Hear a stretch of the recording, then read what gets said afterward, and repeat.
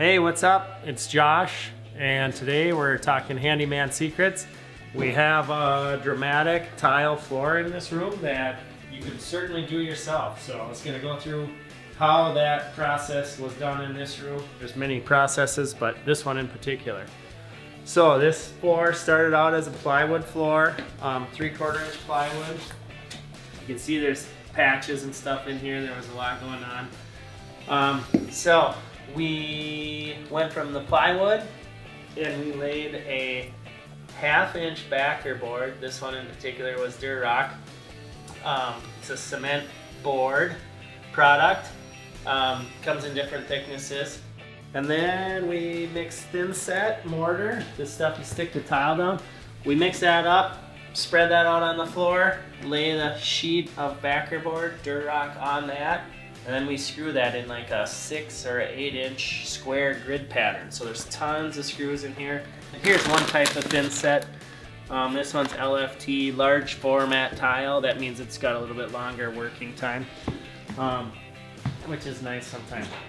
So it's not only screwed, but it's bonded to the floor. Any irregularities you have will be filled in, and also we like to sand down any humps or ridges and seams and stuff. Once you get your backer board screwed down, obviously you'd have a tile chosen by that point, hopefully.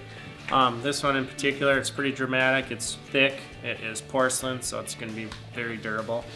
But you again mix thin set, the mortar that holds it down. It's just mixed with water in a 5-gallon pail with a drill and a mixer thing.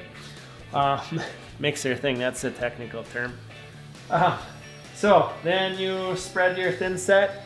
Usually you're gonna start somewhere in the back, and you'll kind of have a layout where you're gonna start, so you don't end up with like a 1-inch piece that's cut on the edge. So you kind of try to center your layout or plan ahead a little bit. But you spread your thin set out, drop your tile in, give it a nice wiggle and make sure it's seated in there good, and keep going. Some people like to use spacers. We don't usually use spacers to keep the grout lines uniform on tiles. Not on floors, we don't use spacers.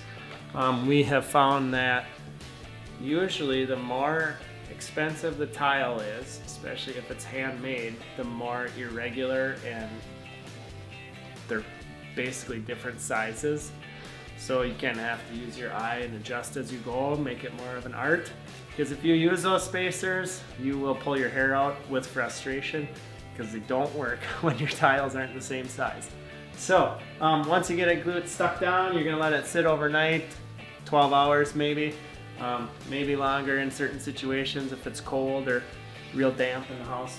Then you will take your grout, which is mixed similarly. It's a different product, but mix it up with water, get it to a nice consistency, and you basically dump it out and spread it around and squeegee it into all those grooves, get everything filled properly, and then it's basically cleaning with a sponge after that. You let it set up for a little while, and then you take a sponge with a clean bucket of water and wipe all the excess off until it looks clean and done, I guess. And of course, all these products, the backer, this, the grout, look at the directions. They're there for a reason. So if you're not sure, you can usually find the answer in the directions, believe it or not. Follow me, let's go check out some of the tools required.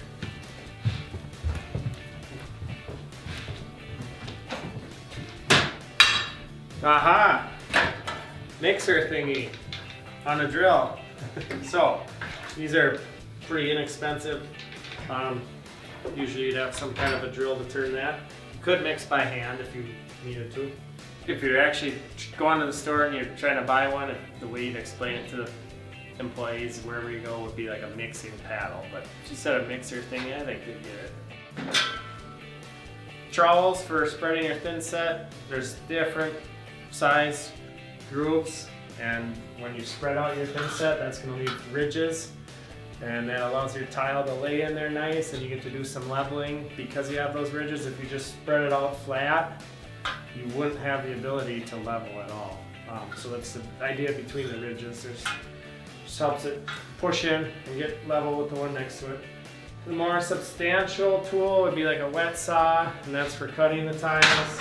It's got a diamond blade This one's a kind of a more expensive one. You could get a cheaper one, maybe 120 bucks at Home Depot or whatever.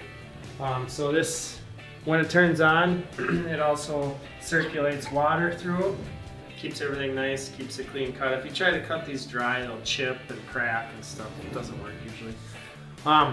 So like I said, you can buy a cheaper version of this and they work just fine if you're not using them every day. But that is most of it. I guess also sometimes we use like a regular handheld grinder with a diamond blade, a smaller blade, when we're cutting smaller holes and stuff. Those sometimes work nice, and those don't use water, so you got to be a little more careful because again, they'll crack the tiles and chip them and stuff, but sometimes you need them. So that's about it for tools. Let's head over this way. We'll check out another scenario with a floor that you might not want to do. It's a little more advanced. So this floor, again, you have plywood, but what's different about this is there's actually electric heat cables strung through this floor. This will be a heated floor. So instead of using that backer board that we screwed down, we actually stapled down mesh over those cables. It's a plastic mesh made for this type of work, and then poured a self-leveling cement on here. So you dump that out and it finds its own level and it covers all those cables, and then it is really good at dispersing that heat evenly. It helps with that. So this is something that you might want help with from a professional. Not to say you can't do it, but it's a little more advanced. So we could certainly help you out with that. Thanks for joining us. This has been another episode of Handyman Secrets on how to lay a simple tile floor, and look forward to seeing you next time.